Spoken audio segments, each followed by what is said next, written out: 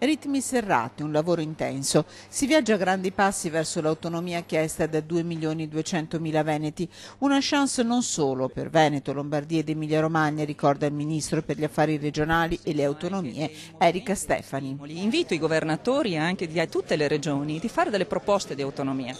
Perché l'autonomia è proprio concedere appunto la possibilità di lavorare sulle proprie capacità, però è anche una grande sfida, è la sfida di portare la classe politica a essere molto responsabilizzata, perché nel momento in cui si porta il centro di governo, di decisione più vicino al territorio, più il territorio ha la possibilità di verificarne anche gli buoni effetti o i cattivi effetti. Autonomia per tutti, per il nord e anche per il meridione. Condivide appieno il ministro Stefani la lettera aperta scritta dal governatore Zaia ai cittadini del sud. È una lettera aperta in realtà che non è solo rivolta alla gente del sud, ma anche alla classe politica del sud, perché il sud è bellissimo, sarebbe il fiore all'occhiello di tutta l'Italia, una potenzialità enorme che è stata sacrificata da una storia che purtroppo ha impedito per certe volte di avere proprio una valorizzazione. Ma anche vi è una responsabilità della classe politica. Autonomia, potenzialità enorme, ribadisce il Ministro,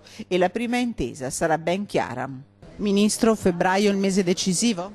Per me è un mese decisivo, per noi tutti abbiamo fatto un lavoro enorme, abbiamo fatto i tavoli tecnici, abbiamo fatto i tavoli politici, i confronti, i dibattiti, adesso arriviamo al dunque e a dove ci sarà la possibilità quindi di valutare se alla fine sarà un tipo di autonomia che piace ai governatori o no.